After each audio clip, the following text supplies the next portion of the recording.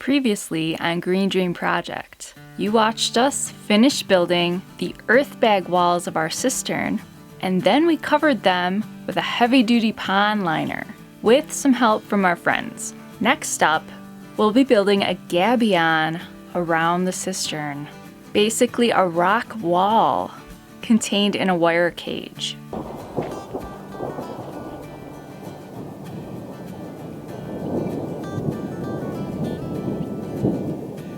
But after many weeks of hot, dry weather, we get an unexpected rainstorm, which takes us by surprise while working.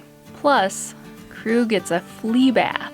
And how many people does it take to wash a 130-pound dog? Find out this and more coming up on Green Dream Project.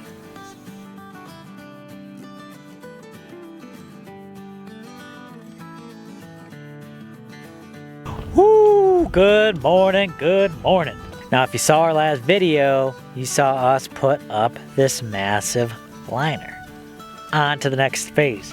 We're going to be building a massive gabion retaining wall around the whole outer perimeter of the cistern. One, it'll help increase the strength of the walls, so all the water pressure around there, it won't blow out the walls.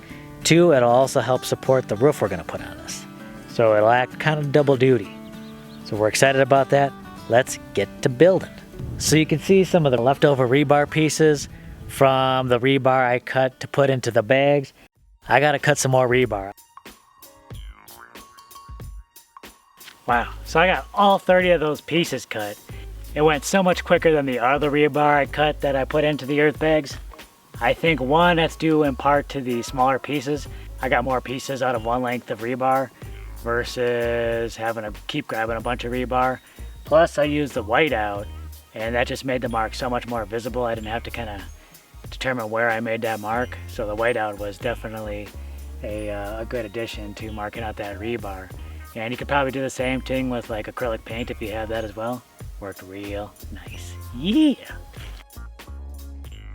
So next up on the list, now that I got this rebar cut, I'm gonna start placing this rebar through the liner and down into the bag. I'm gonna leave about 6 inches or so above. And what I'm hoping this will secure the liner to the cistern, and also this will help act as like a framework for one side of the gabion.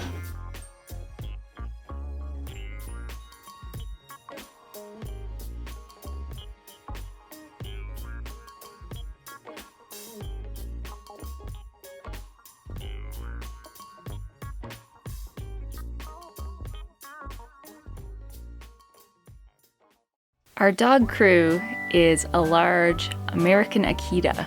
Are you ready, buddy? As a lot of Akita owners know, Akitas will groom themselves kind of like cats. He knows the signal for leaving. Jinglings. Some people don't even bathe their Akitas, and some people might do it infrequently. Crew has not had a bath in a while. Let's go. And the other day while brushing him, I found a flea. So we figured we should probably do something to take care of that before it becomes an infestation. No.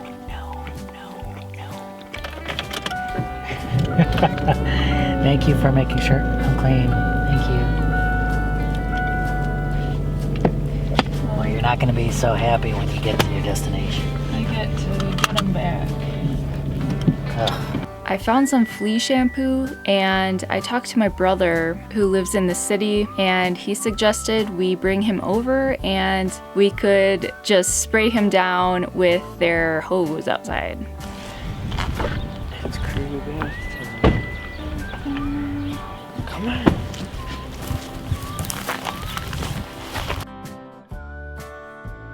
Crew does not like baths, but I think he was brave.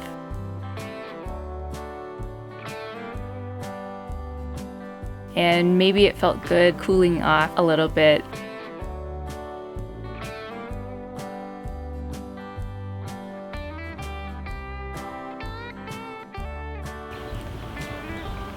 Oh, who's the handsome man? Who's the handsome man? So now no more fleas, and he's soft and fluffy and feeling comfy.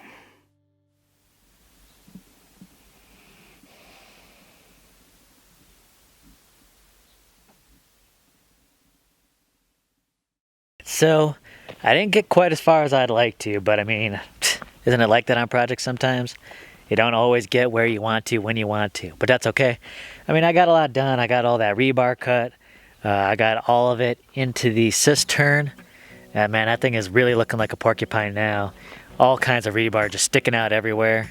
Dangerous, but we're gonna get that covered up ASAP. So right now I am going to start rolling out the remesh, getting that cut up, and then we'll get that placed around the cistern. Yeah! About to roll out the remesh.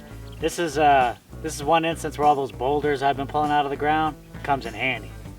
You really gotta look around when you're shopping for stuff.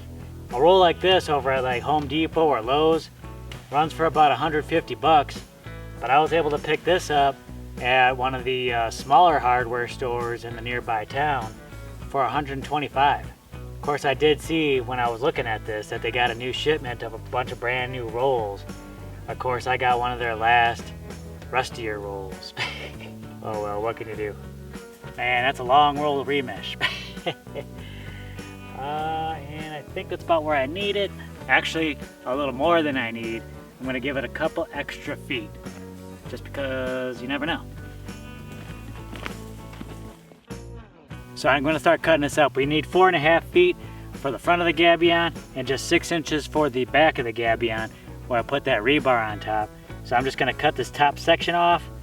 We'll tie that up to the rebar, and then we'll have our section for the front of the gabion. Dang, that was a lot of cutting. Time to string this up around the rebar.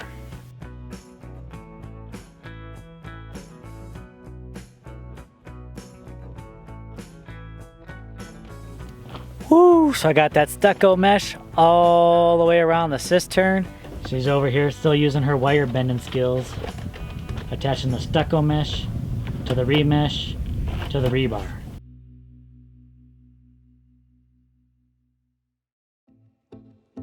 Uh-oh, uh-oh. Hey Jess, you hear that? We're getting that rain. Rain is coming down. What's going on? Don't they know we're not finished with this yet? We might start filling this up a little sooner than anticipated.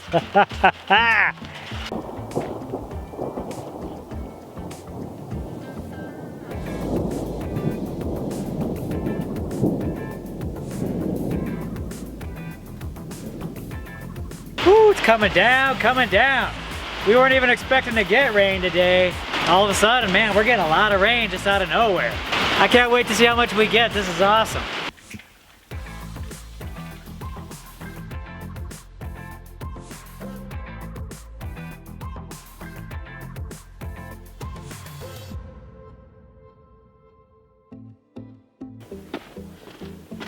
Woo!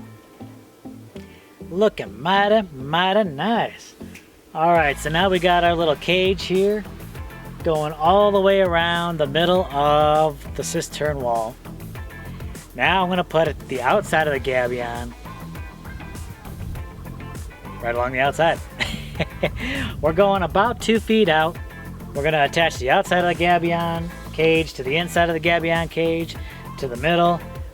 Just attach it all over, get it nice, snug, all over the place. So I'm gonna get this remesh in place. We have the majority of our wire framework up for our gabion wall. This next part is the part I'm really excited about. I think it's gonna make our cistern a lot stronger, be functional, and I think it's gonna look amazing. So tune in next time. You are not gonna wanna miss this.